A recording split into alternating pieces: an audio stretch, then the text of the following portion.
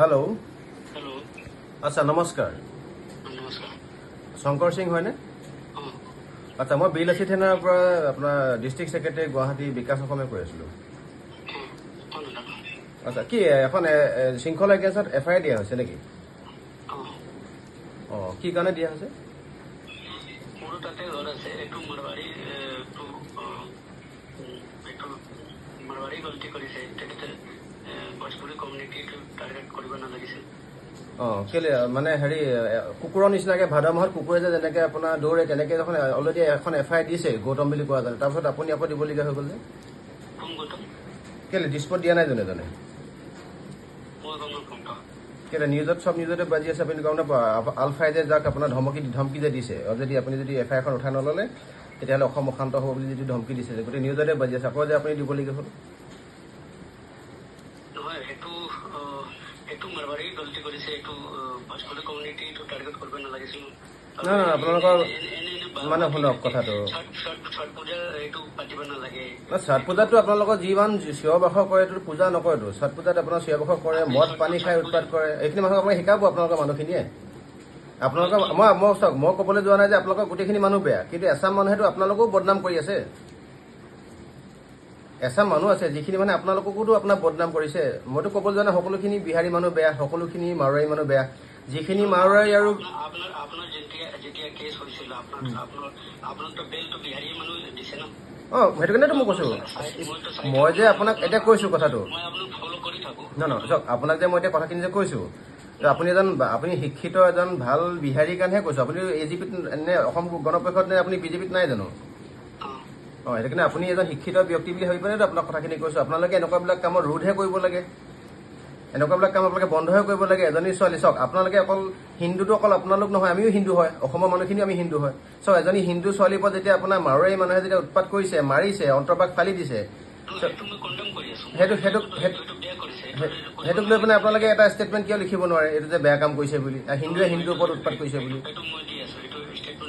কিন্তু আপুনি এখন এজাহাৰ আজি দিবলগীয়া কি কথা থাকিলে তাতে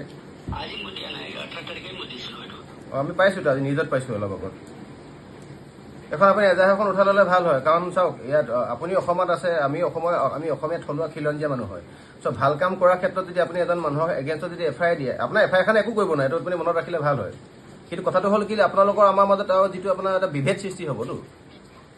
কাৰণ আমাৰ অসমীয়া মানুহখিনিয়েতো ইমান অতিথিপৰায়ণ মানুহ আপোনালোকক ইয়াত আমি থাকিবলৈ ব্যৱসায় কৰিবৰ কাৰণে স্থান দিছোঁ আপোনালোকৰ অৰিজিনেল ইয়াৰ নহয় হয় নহয় আৰু দেউতাক আপোনাৰ আজো ককা ইয়াৰ নেকি নে আপুনি কিমান বছৰ আগত ইয়াত আহিছিলে তেতিয়াহ'লে 100 বছৰ আগত 100 বছৰ অঁ 100 বছৰ আগত আহিলেও আপুনি ইয়াত আপুনি মোক কথাটো ক্লিয়াৰলি শুনি লওক আপুনি 100 বছৰ আগত আহিলেও অসমখন 100 বছৰ আগত নহয় সৃষ্টি নহয় তাৰ হাজাৰ বছৰ আগত অসমখন সৃষ্টি মানে আপুনি থলুৱা খিলঞ্জীয়া মানুহ নহয় ইয়াৰ তথাপিতো আপুনি এজন গৰ্বিত অসমীয়া বুলি এটা কাৰণে কৈছোঁ যে আপুনি অসমীয়াখিনি ধুনীয়াকৈ ক'বলৈ শিকিলে অসমীয়া কালচাৰত আপুনি ৰীতি নীতিৰ লগত আপুনি অসমীয়া সংস্কৃতিৰ লগত বিলীন হৈ গৈছে কিন্তু শৃংখল চলিহা এগেইনষ্টত আপুনি যিখন FIR দিছে সেইখন FIR আমি এটা কাৰণে আমি অসন্তুষ্টি প্ৰকাশ যে শৃংখল চলিহাই অসমৰ জনসাধাৰণৰ কাৰণে বা বিলাসীত নাই অসমীয়া জনসাধাৰণৰ কাৰণে কাম কৰাৰ পাছত আপোনালোকে এইটো কথা কেনেকৈ সাহস পালে আপুনি ভালে পাব লাগিছিলে যে এগৰাকী আপোনাৰ আপনি ভাল কাম কৰি থাকে মই এইটো ফলো কৰি থাকো তো সেই মাৰৱাৰী মানুহ এটা এইটো কামটো বেয়া কৰিছে তাক শাস্তি পাব লাগে আপুনি সেইটো লৈ আপুনি এটা ষ্টেটমেণ্ট নাই আপোনাৰ লাইন নাই মই আপোনাৰ ফেচবুকটো গোটেই খুচৰি মেলি চালোঁ আপোনাৰ ফোন নম্বৰ মোৰ ওচৰলৈ আহি গ'ল কাৰণ আপুনি নাভাবিব যে আপোনালোকৰ BJP কৰা চব মানুহে যে আপোনালোকে ধৰিছোঁ নাগপুৰ আৰু দিল্লী নিৰ্দেশত চলি থাকে কাৰণ BJP কৰা কিছুমান মানুহ এনেকৈ আছে যি অসমীয়া মানুহ খিলঞ্জীয়া মানুহ থলুৱা মানুহক ভাল পায় AGP কৰা এনেকুৱা মানুহ আছে আপুনি AGPতে নাই আপুনি AGP নে BJPত আছে অঁ অসম গণ পৰিষদটো আপোনাৰ সৃষ্টি নাগপুৰত নহয় ন অসম গণ পৰিষদ সৃষ্টি অসমত অসম গণ পৰিষদ সৃষ্টি হৈছিলে আপোনাৰ অসম আন্দোলনৰ ফলশ্ৰুতিত আমাৰ অল আছাম ষ্টুডেণ্ট ইউনিয়নৰ ব্যক্তিসকলে এটা খোলা অৰ্গেনাইজেশ্যন যিমানখিনি মূঢ়পতা ব্যক্তি গোটেইখিনি আছো এজন প্ৰাক্তন আপোনাৰ নেতা হয় চ' আপুনি এটা আঞ্চলিক দলৰ পৰা আহি পেলাই অসম গণ পৰিষদৰ নিচিনা দলৰ পৰা আহি পেলাই কেনেকৈ আপুনি সাহস কৰিলে যে শৃংখল চলি এগেইনষ্টত এখন FIR দিব লাগে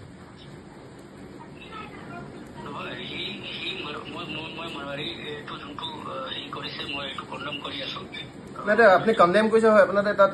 কণ্ডেম কৰা আপোনাৰ দেখোন এটা ষ্টেটমেণ্ট আপোনাৰ লিখা FIR এখনত দেখোন একো লিখা নাই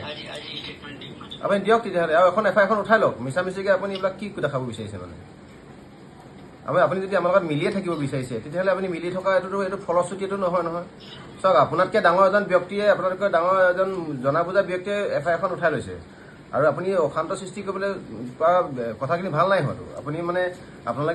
আপুনি এইটো কথা শিকাওক, আপুনি যদি এজন বিহাৰী সম্প্ৰদায়ৰ ব্যক্তি হয়, আপোনালোকে যে এইবিলাক বলবমত যে আমাৰ বলবমত এইবাৰ পানী আমি নিজে দিছোঁ। আমাৰ বিল এচিটিনা অসমে পানী দিছে আপোনালোকৰ বলবমত, যিসকল আপোনাৰ কি কয় আপোনাৰ ধৰ্মপ্ৰাণ যিসকল ভক্ত। কিন্তু আপোনালোকে যে বলবমত যে আপোনাৰ চিঞৰ বাখৰ DJ লগাই মদ খাই একদম হেৰিয়ৰ কি কয় মই নিজে এইটো তাতে